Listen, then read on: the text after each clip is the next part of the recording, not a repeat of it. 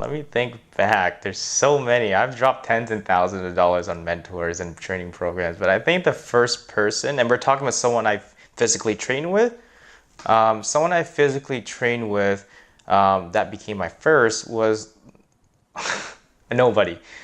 So he was in the sales, and I don't mean it in an offensive way, right? But no one really knows him, and that's what I like best. At the same time, one of the biggest mentors, Grant Cardone, is all about personal branding. But he was really good, but no one knew he was really good, and I was the only one that caught it because I'm very detailed in understanding people.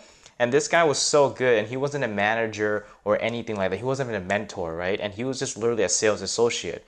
But if you watch the guy so closely, like the way I did, I noticed this guy worked so hard. He understands the material. He was always the number one agent. And I'm like, what is this guy doing right? And why is he being promoted?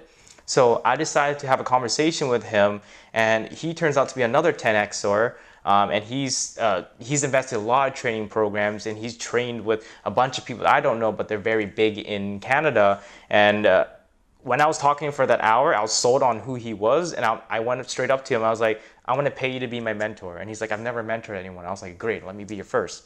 And he taught me everything I knew. And the one question I asked him is, if you're so good, why are you still here and why aren't you promoted?